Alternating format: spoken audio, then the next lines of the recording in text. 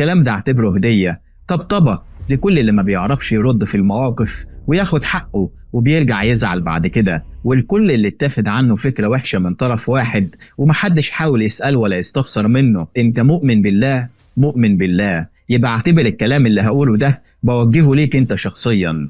كتير كنت بقف عند الآية اللي بتقول يا أيها الذين آمنوا لا تكونوا كالذين آذوا موسى فبرأه الله مما قالوا وكان عند الله وجيها. وما اكدبش عليك، كنت على طول أسأل نفسي هم الناس اللي ضايقوا سيدنا موسى وأذوه قالوا ولا عملوا إيه علشان ربنا سبحانه وتعالى يتدخل بنفسه ويبرأوا من اللي عملوه؟ لحد لما قريت الإمام البخاري إن قوم سيدنا موسى كانوا بينزلوا يستحموا ويغتسلوا عريانين قدام بعض عادي، لكن سيدنا موسى ما كانش بينزل معاهم، كان بيختار ركن لوحده يستحمى ويغتسل فيه وبعدين يطلع لابس هدومه. وطبعا نفوسهم ضعيفة، كانوا بيتكلموا على سيدنا موسى باستمرار، يقولوا إنه عنده مرض جلدي ولا جلده مبقع أو عنده ديدان أو عنده عيوب في رجولته وخايف من نظراتنا ليه. وبدأ الكلام ينتشر بينهم وبين بعض وكل واحد بكلمة، وسيدنا موسى كان عارف تعليقاتهم السخيفة بس كان واثق من نفسه فما كانش بيهتم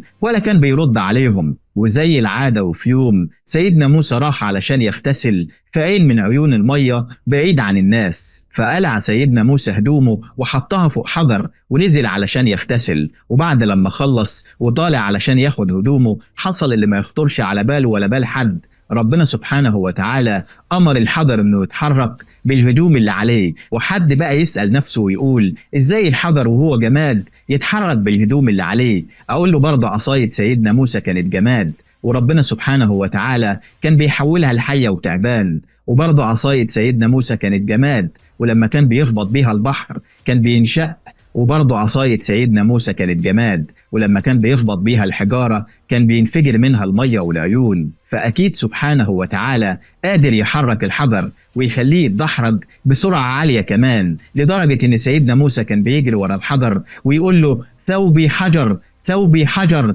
هدومي يا حجر، والحجر برضه عمال يتدحرج ويتحرك لحد لما وصل في مكان فيه تجمع من الناس. فطبعا شافوا سيدنا موسى من غير ثيابه ولكن اندهشوا من المنظر لما لقوا ان مفيش حد فيهم اقوى منه في عضلاته ولا اجمل في هيئته وجسمه الناعم الاسمر، وكأن الكمال والجمال اتجمعوا كلهم فيه. وطبعا لما شافوه بالهيئة دي اتكسفوا من نفسهم واتخرسوا خالص. وطبعا ده كان دفاع من ربنا سبحانه وتعالى عن عبد موسى، وده لأن ربنا سبحانه وتعالى بيقول إن الله يدافع عن الذين آمنوا. وطبيعي سيدنا موسى ساعتها سحب هدومه بسرعة ولبسها ومسك عصايته من غيظه خبط الحجر خبطة خلاه يتكسر 3 أو 4 حتت زي ما مذكورة في البخاري. وعلشان كده فهمنا معنى الآية إن ربنا سبحانه وتعالى بيخاطب المؤمنين بالله ما تضايقوش النبي صلى الله عليه وسلم بالكلام ولا بالأفعال. وزي ما ربنا سبحانه وتعالى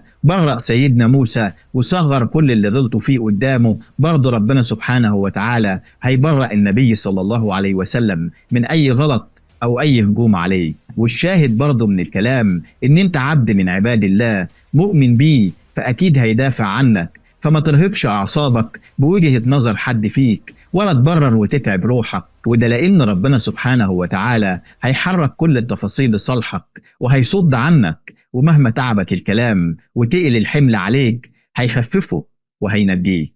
بس انت قول آمنت بيك يا رب. سلام عليكم.